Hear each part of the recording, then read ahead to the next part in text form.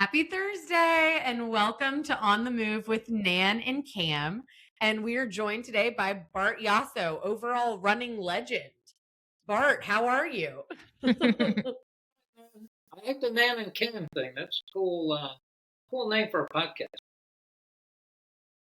Yeah, Thank you. I was already going to do the podcast. And then as soon as we heard Cam was joining and she offered to do it, we were like, well, yeah, rhyming names. Yeah, it matches. It It's right works. there.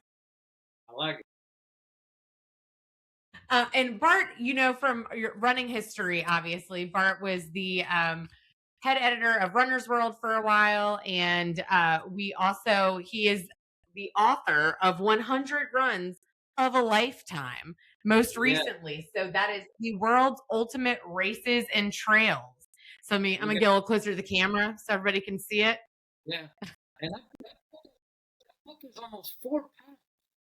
When I first got I couldn't believe how heavy it is. It really is like a coffee table. It's a weighty book for sure. No, you could use it. It could be a cross training item as well. You can use it multiple ways. I've been in this running industry. I've been running 48 years. I've been working in the industry for the past 45 years. Which is amazing. Yeah, just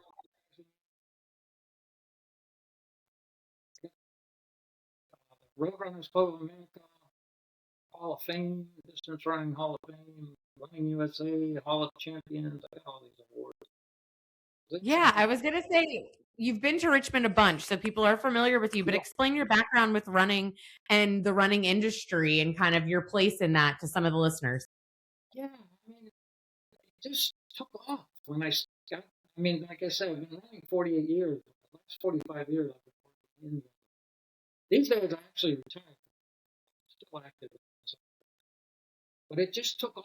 And also at the time when the running boom was taking. So I was in the right place at the right time.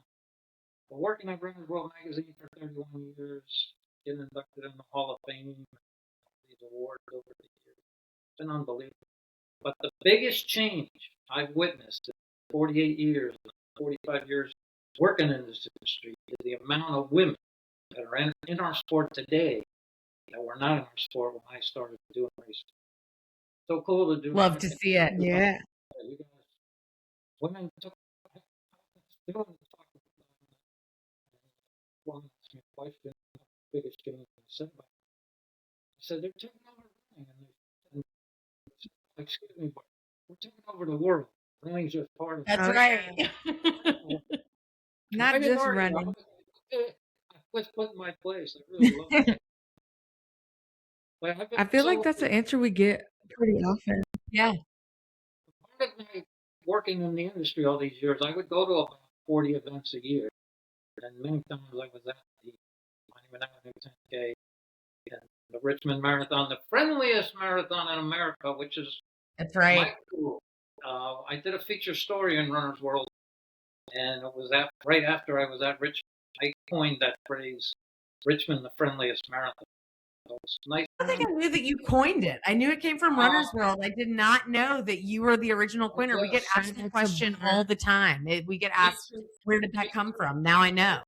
Yes, it was a feature story about marathons other than like Boston, New York, and Chicago. So it was they asked me to find a dozen other marathons and the reason why to run. And Richmond was one of the ones I put in that feature piece. I said because it's the friendliest. I don't know if I said America's friendliest marathon. I think that's where someone added that, and then they don't credit me anymore. But they used to credit me for the quote. But you said it first. I'm just happy you guys are using the quote. I don't need any credits on that kind of stuff. But that was really... We're still using it. Still going strong. We're going to continue. Yeah. We love that. So how long, back to 10K, because it's kind of around the corner. So how long have you been coming to Richmond for the 10K and other events? Yeah, I know the first time I went to Richmond for one of your races, it was the marathon. I believe it was 2002, 2001, somewhere in there. Okay. And then I know Monument Avenue started in 2000. I think I was there the third year, 2003, and then I was there from 2003 2023. except for the COVID year. Yeah.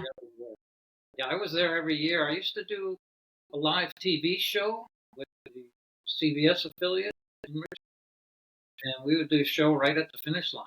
Cover the kids run, which as you guys know happens first, and cover the 10K. It wasn't live for the whole 10K. It was like an hour show. Right. Yeah. But we did get some of the, back of the pack and some of the costumes that you guys know are part of the whole scene at my. And same thing when I went for the marathon. I would always speak at dinners, do other stuff, do a lot of interviews prior to the race, be at the finish line during the race. But I did get to run it one year. They let me out there. So. Yeah, we got to let you have a little fun every now and then, Yeah, Right. Yeah. But I've been coming there for over 20 years. Yeah, that's super impressive. What are some of your do you have any favorite memories over those years coming to the 10K? Yeah, there's so many, but I just can't believe the course. It didn't ever change that much, but they tweaked it just a little bit. And when it went to that downhill finish, I'll never forget that. Now, even when it was the finish line prior to the current finish line, I still had a little bit of that. That downhill to is it Belle Isle that it comes over? Yeah, Browns Island, yeah. Mm-hmm. That hill is unbelievable. And it changed everything. Like we'd be at the finish line catching people to slow them down. They were still running after. Yeah. You crossed the line already, but their momentum just kept going. But I remember I used to run out to a point as soon as they came over the bridge, which was like mile 14. I would cheer people on, but I would be at the 8K start, the half marathon start, the half marathon start, then the marathon start, then the half marathon course, and then be on the marathon course, and then work my way back to the finish. It was always fun. Every minute of it. Yeah, it is we talk about that a lot. I feel like it is a really fun atmosphere and just like a fun place to be in Richmond. And even you're not even here all the time, but you know that one day in Richmond, you're like, it's a good popping in here. community, Yeah, yeah. like we got a lot of people out here. Everyone's either running, volunteering, or cheering. I mean, Exactly.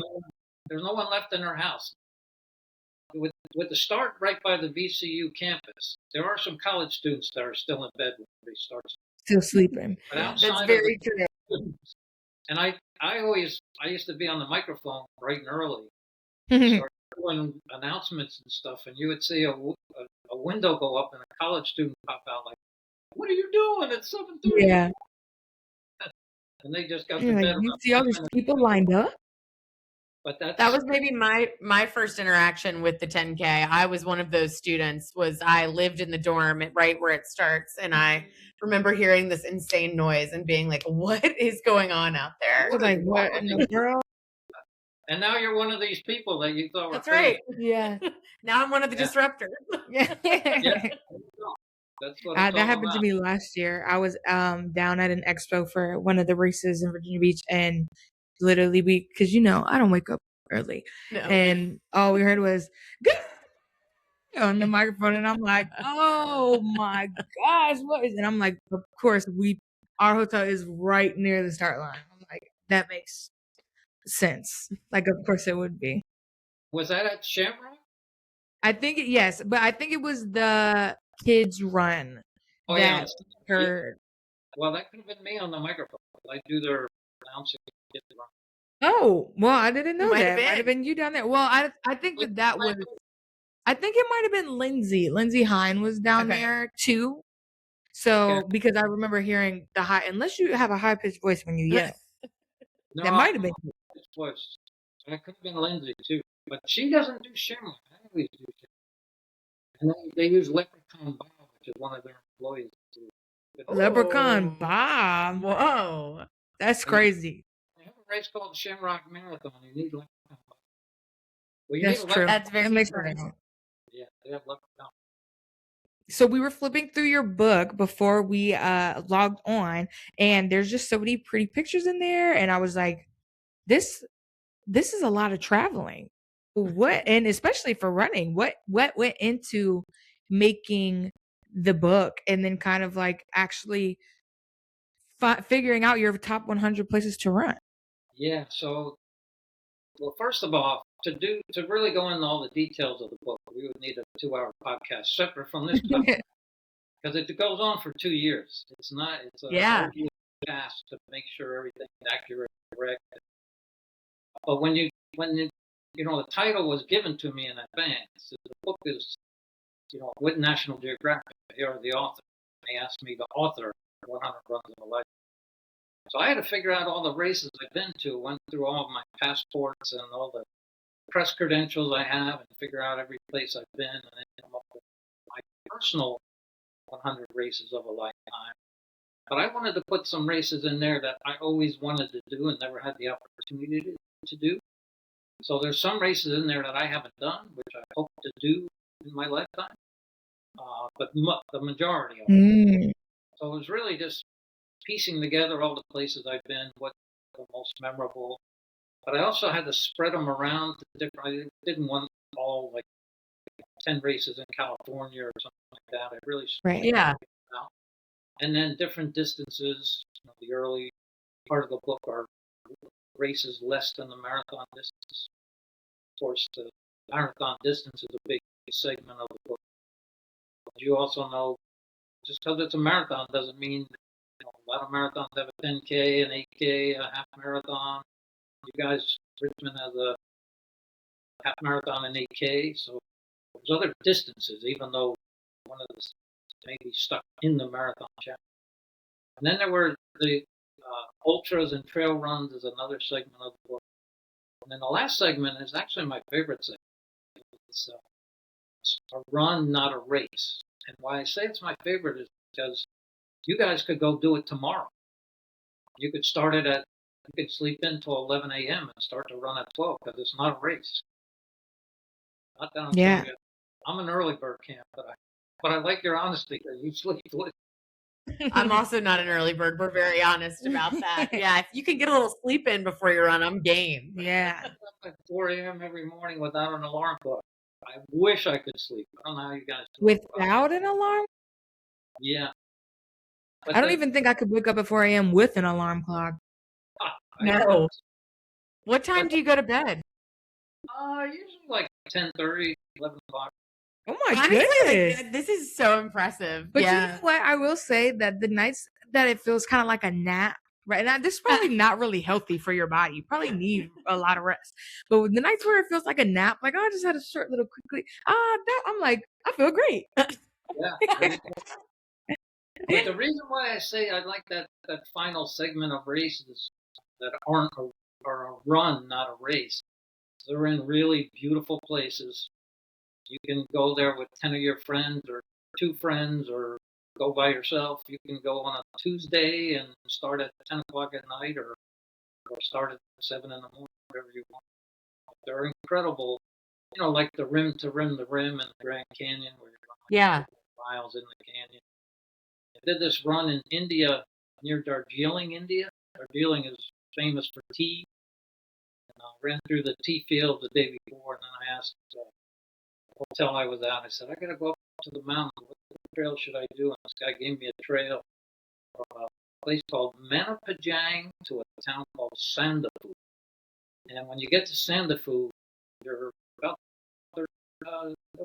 12,000 feet up in the Himalaya. And you get to a spot, you can see 4 of the 5 highest peaks in the world. The only place that has, geographically, that you can, obviously, if you were in a plane, you would see it, but on the ground, you can see 4 of the 5 highest peaks in the world. The one you can't see is K2, which is in Pakistan. You got Everest, 3rd highest peak is Kanchenjunga. You got 2 other peaks in the Himalaya that are worth it. To finish a run and just look out, see 4 of the 5 highest mountains in the world. That's cool. Yeah, I can imagine. Followed up the next day running through the tea fields of Darjeeling. Stuff like that, just, that last a lot of cool runs. Yeah.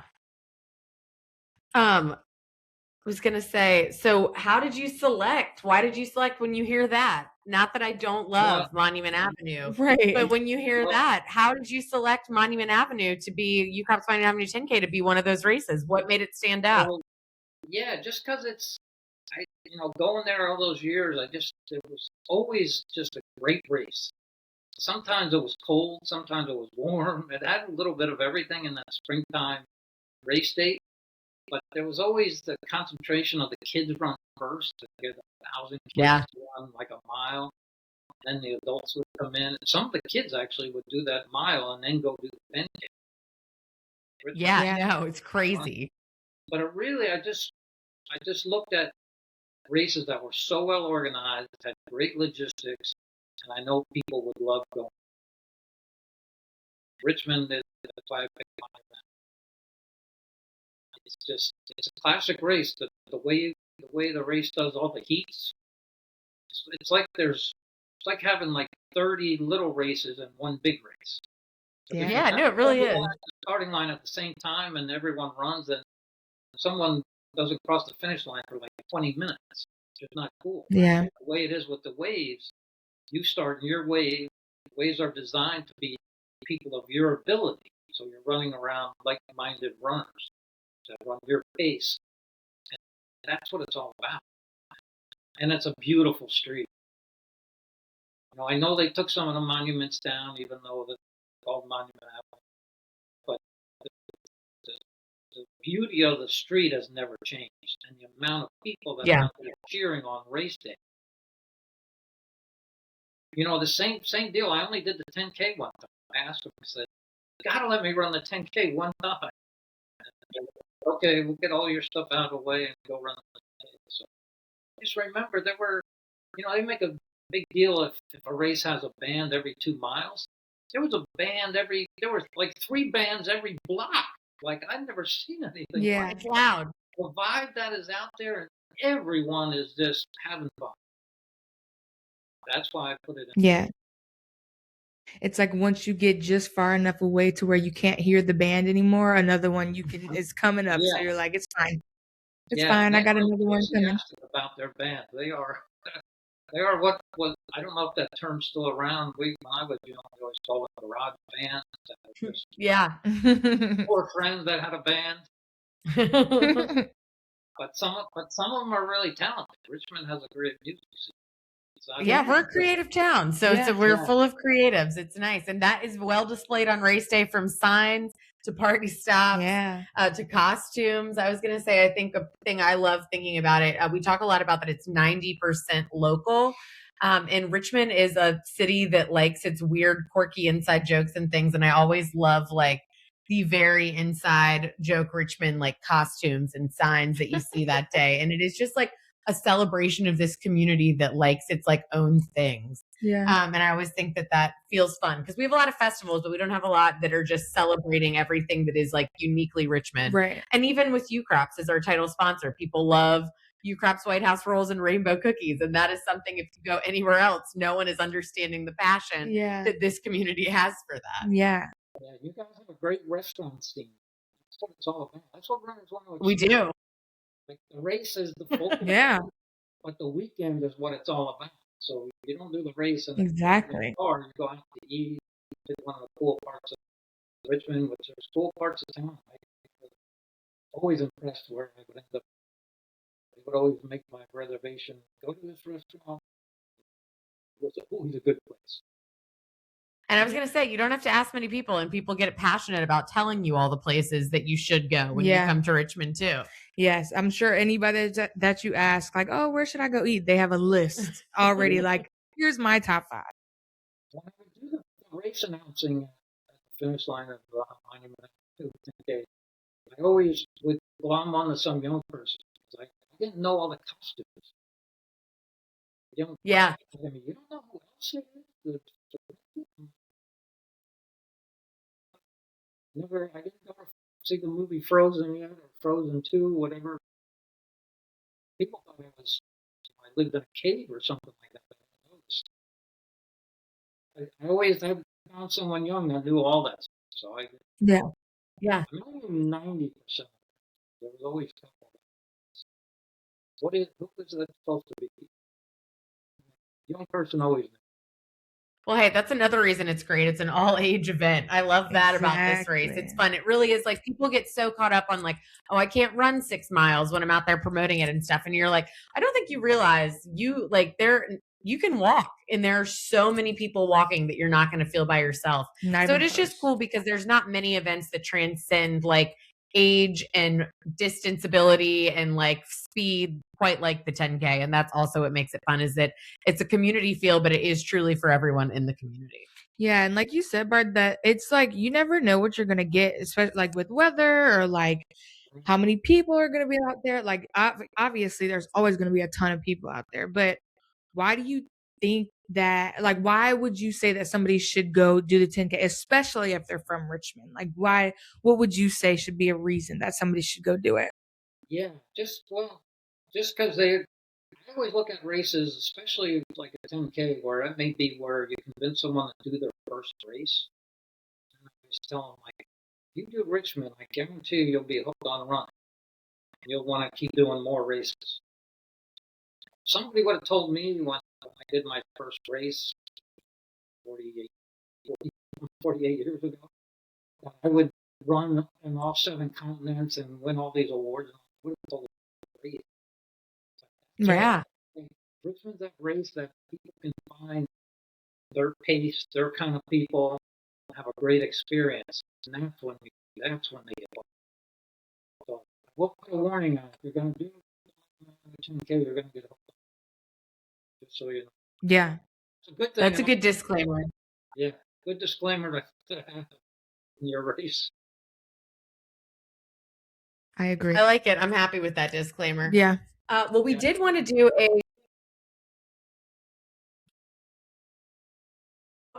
we do want to do a giveaway while we while we have Bart here, we want to promote that we're going to do a giveaway with this podcast.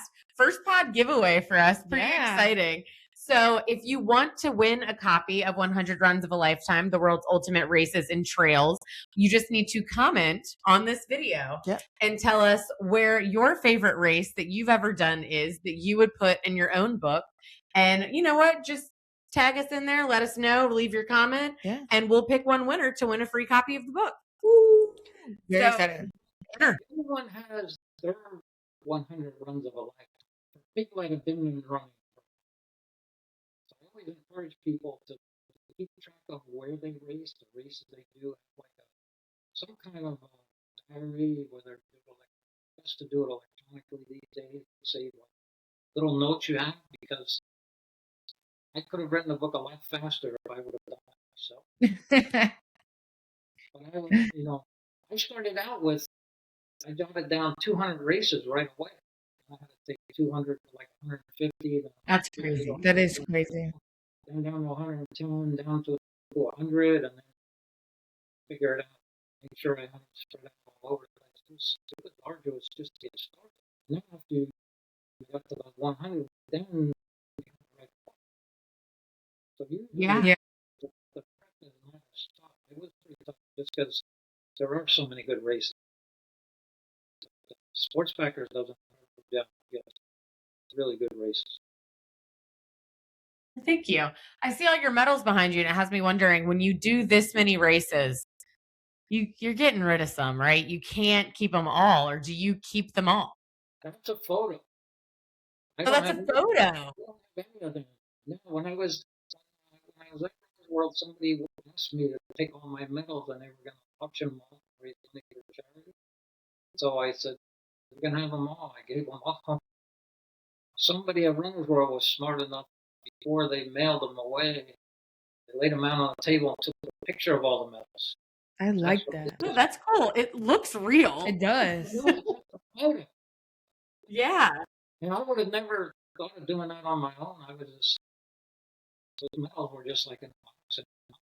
Yeah. Hey, much easier to move around from room to room if you need to, or if you want to move anytime. I'm thinking about my husband's got them in a closet, and they're just like weighed down on this hanger. I'm going to take a pic. Yeah.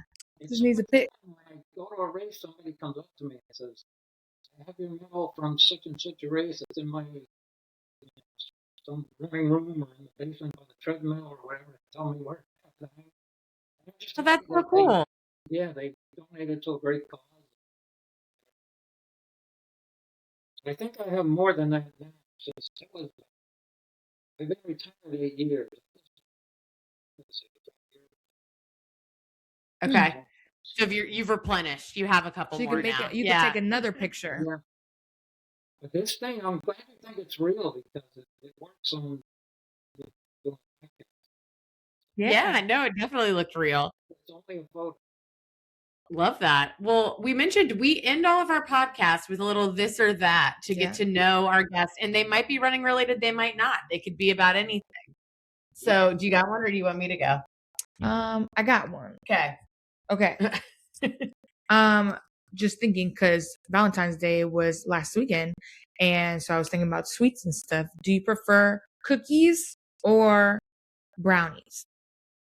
I would go with brownies. Brownies, okay. I rarely buy brownies. I'm not a sweets guy. But I would eat a brownie. Brownie was on my plate. I'd eat it. Okay. I rarely think about a brownie, and I had one last week, and you forget. There's so many varieties of cookie, you just forget. My question is, so you have in here, you have it by a lot of different qualifications. You know, you've got trail races, road races, more difficult runs.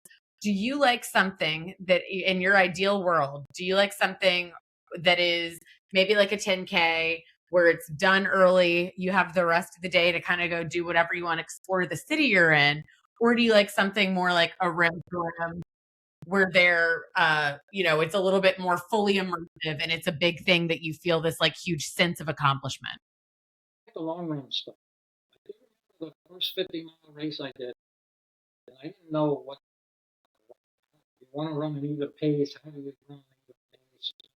What pace you can hold for 50 miles, and I just my head came up with 7 minutes 20 seconds per mile. So I do the 50-mile race. I finished at 7. My average pace was 7 minutes 21 seconds per mile. It was 1 second off of what I thought. That is crazy. I pulled this number out of the hat, but the reason why I like longer stuff is that like 50 miles, you can, or at least it used to be, just run a steady pace without stopping. No food breaks, no bathroom breaks, just 50 miles, go do it. And I just love that feeling where I did it. I don't push it that I don't run far these days. I think it's pretty easy. I've had my days. So I do. If I have a choice, the longer stuff is where it's at. You know, a lot of these races have like a 12-hour race where you just do as many miles as you can in 12 hours. That's what I think I want to do. I need to get out. If I do a marathon, I will have run a marathon 6 decades. So I do an ultra this year, then I would have run an ultra 5 decades. Got to get out there.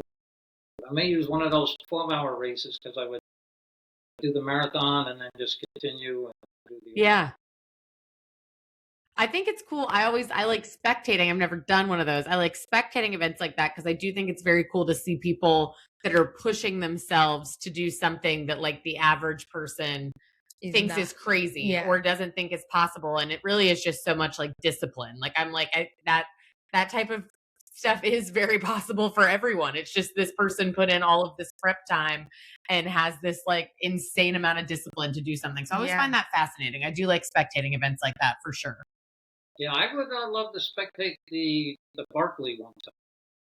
You know, Barkley never has finishers. People don't make it to the finish. It just happened. It just finished recently, and they just had no finish. But people just run on the edge of death, literally. Yeah, it's crazy, scary. Yeah, that's one to do vicariously, or be a spectator. That's right. Right. Okay, your last this or that is because again we were talking about your different chapters of your books or your different parts. Do you prefer a road race or a trail / like mountain race? I'm a trail mountain person. You know, I went to more road races in my when I was working at Running World, I went to more road races, trail races, just because that's where the people. But if I had Yeah. a Right. choice, it would have been a trail race. If I had a choice of what type of race to run, I would always pick a trail race. Race. I would love that all races just go straight uphill. I beat myself up Oh my goodness. but you don't beat yourself up going up. My choice would have every race would be a trail race and would be uphill. Somehow a helicopter would pick me up on top of the mountain or just like run down. That's great. I think you could produce that. Yeah. I did that Badwater race, which was 146 miles long when I did it. Race at Death Valley, 120 degrees. The finish line was on top of Mount Whitney, which is the highest mountain in the contiguous 48 states. At 14,500 feet, and you just run 146 miles. And you finish the race on top of the mountain. Then you got to walk 11 miles off the mountain to the closest place where you can get a vehicle. So imagine if someone did the Monument Avenue 10K and said, "Oh, we got parking set up 11 miles away. You can just park over there and after the race walk to your car." People would go crazy. You would get so much hate. I know. I ran 146 miles and then walked 11 miles to the car. I'm sure they're at that point. They're like, he'll be fine. Yeah, and I did that stuff in my younger days. I'm chilled out in my 70s, relaxing. Hey, retirement sounds great. Right. I'm still going to. You've earned it. Yeah. Staying connected. That's great. Well, yeah, I know the running community loves you, and definitely everybody wants you to stay connected. So great to see you out there still. Everybody, you can buy 100 Runs of a Lifetime, the world's ultimate races and trails.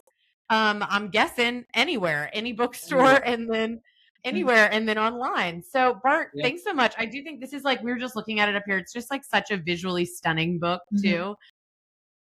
You'd be lucky to do any of these races, but it's also a really cool way to get to see them if you're not going to get to see them otherwise. Right. So it's a really cool, and you know what? Just get it and start checking them off, because it definitely makes you feel motivated when you see it. It makes you feel excited and lucky that we get to run. So thanks for including the 10K. Yeah, no problem. National Geographic doesn't mess around.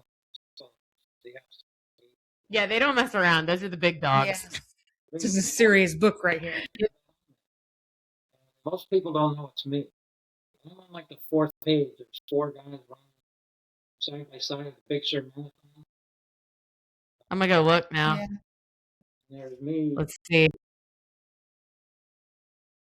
We're bib number 35. Oh yeah, I see you right there. You've got your Runner's World singlet on.